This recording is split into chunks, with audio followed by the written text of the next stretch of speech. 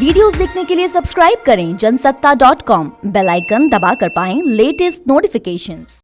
चिल्लाने से महंगाई कम तो न होगी, फिर भी पुराने दिनों को याद कर दिल को बहलाते हैं। चलो आज तुम्हें एक किस्सा सुनाते हैं। बहुत दिनों पहले की बात है, वो 2013 का साल था। देश में तब किसी और सरकार का राज था। 35 रुपए में 1 लीटर पेट्रोल और 410 रुपए में रसोई गैस का सिलेंडर मिल जाता था। मगर उन दिनों के विपक्ष को वो सब कहां भाता था। नेताजी बोले, डायन बन चुकी है महंगाई। एक सुर में जनता ने भी हां में हां मिलाई। साल बदला और साथ ही बदल गई सरकार। आज 2021 में ऐसा है कुछ हाल। 100 रुपए को छू रहा पेट्रोल है और 819 रुपए में एलपीजी सिलेंडर खरीदकर आम आदमी की रसोई हो रही डांवाडोल है। नमस्कार, जनसत्ता में आपका स्वागत है। अंदाजे बयां साहित्यिक भले हो, मगर बात 100% आर्थिक है। हमारी आपकी रसोई पर महंगाई ने ऐसी सर्जिकल स्ट्राइक की है कि आम आदमी की जेब सफा चट होती जा रही है। मार्च 2014 को 410 रुपए 50 पैसे में मिलने वाला एलपीजी गैस सिलेंडर मार्च 2021 में 819 रुपए प्रति सिलेंडर बिक रहा है, यानी कि 2 गुना। इस दौरान एलपीजी सिलेंडर पर मिलने वाली सब्सिडी गई 100 अलग। फरवरी 2021 से लेकर अब तक यानी कि 32 दिनों में एलपीजी सिलेंडर की कीमतों में 125 रुपयों का इजाफा हो चुका है। अब जरा तस्वीर का दूसरा रुख भी देख लीजिए।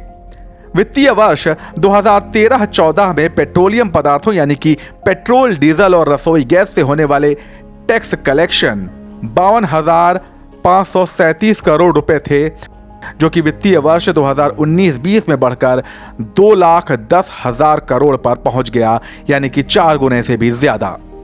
अनुमान है कि वित्तीय वर्ष 2020-21 के 11 महीनों में यह टैक्स कलेक्शन 2,90,000 करोड़ पहुंच जाएगा।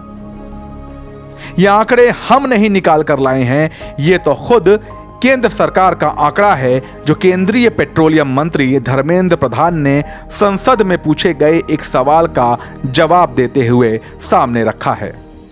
अब एलपीजी की महंगाई पर बात चल ही निकली है तो लगे हाथों एक नजर इस बात पर भी डाल लेते हैं कि सिर्फ फरवरी 2021 से लेकर अब तक रसोई गैस सिलेंडर के दामों में कैसे आग लगी। 1 फरवरी 2021 तक 728 रुपए 50 पैसे खर्च करके आप रसोई गैस का 1 सिलेंडर घर ला सकते थे, मगर 3 दिन बाद यानी कि 4 फरवरी को इसके लिए 753 रुपए 50 पैसे खर्च करने पड़े, यानी कि 25 रुपए का इजाफा।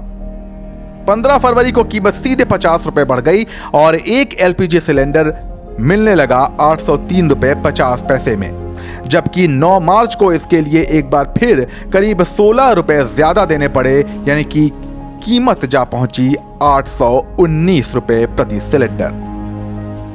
बढ़ती महंगाई पर जनता के दर्द और सरकार की जवाबदेही पर अब हम क्या कहें। ऐसा करते हैं, इन्हीं नेताओं को खुद उनकी जुबान से कहने देते हैं।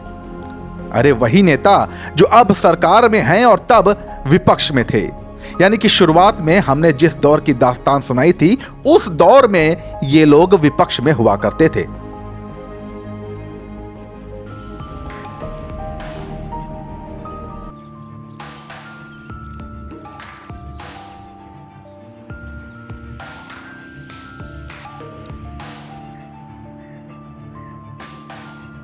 साल का रिपोर्ट कार्ड के कुछ ही घंटों में उन्होंने देश में जिस प्रकार से पेट्रोल के दाम बढ़ा दिए,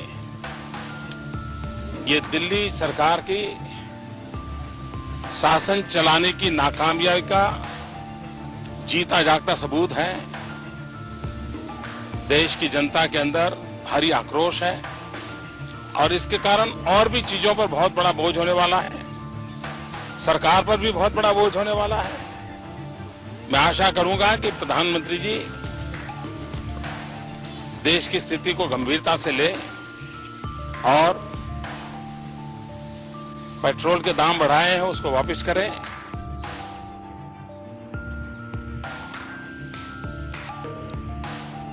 माने स्वाभाविक है, पेट्रोल और डीजल की कीमत जब बढ़ती है तो जो दैनंदिन उपभोग की जो वस्तुएं हैं, यानी एसेंशियल कमोडिटीज जिसे बोलते हैं, उनकी भी कीमतें स्वाभाविक रूप से बढ़ती हैं और उसका खामियाजा सर्वाधिक यदि किसी को भुगतना पड़ता है तो जो मध्यम वर्गीय परिवार के लोग हैं उन्हें भुगतना पड़ता है। जो गरीब हैं, जो किसी तरीके से 10 रुपया 20 रुपया प्रतिदिन की कमाई करते हैं, माने उनका तो जीना दूभर ही नहीं होता है, बल्कि सचमुच उनके लिए तो जान है।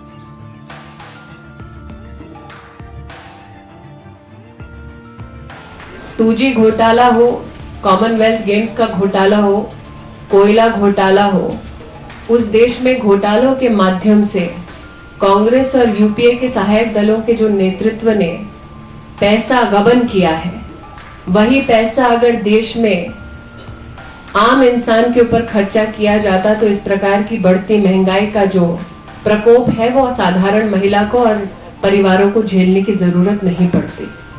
हमने बार बार बढ़ती महंगाई के खिलाफ प्रदर्शन किया है, बार बार कांग्रेस के नेतृत्व से पूछा है कि देश की संसद में अगर देश के प्रधानमंत्री ये बयान देते हैं कि 100 दिन में महंगाई पर वो नियंत्रण पाएंगे और अपने वादे को पूरा नहीं कर पाते, तो ऐसे अर्थशास्त्री प्रधानमंत्री पर देश की जनता किस प्रकार से भरोसा कर सकती है।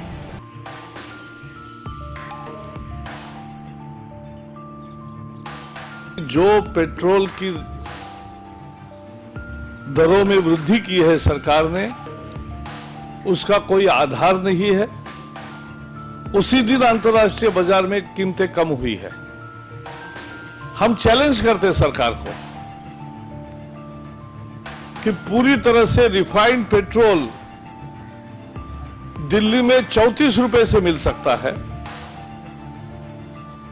मुंबई में 36 रुपए से मिल सकता है, तो उसके दुगने दाम क्यों है? ये लूट है और तुरंत ये कीमतें जो बढ़ाई है वो वापस लेनी चाहिए।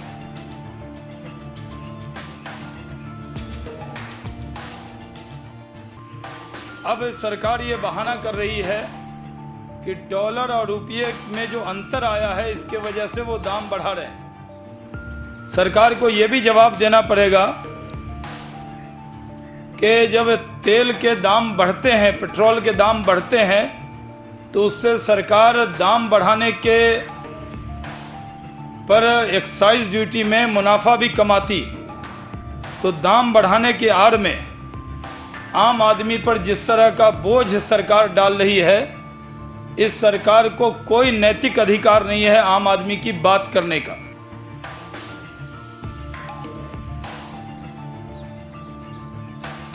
प्रणब जी के आने पर पहला तोहफा इस देश को पेट्रोल की कीमत में 70 पैसे बढ़ा करके 70 पैसे प्रति लीटर बढ़ाया गया। देश का पहला तोहफा था देश के नए राष्ट्रपति का, जिसका हम स्वागत करते हैं। लेकिन सरकार का ये लोगों को ये पहला तोहफा था और उनके कार्यभार संभालने के बाद अब लगता है कि सरकार पेट्रोल के बाद अब एलपीजी और डीजल की भी कीमत बढ़ाने का प्रस्ताव पर विचार कर रही है, जो देश के प्रधानमंत्री के पास एम्पावर्ड ग्रुप ऑफ मिनिस्टर्स के प्रस्ताव के बाद लंबित है।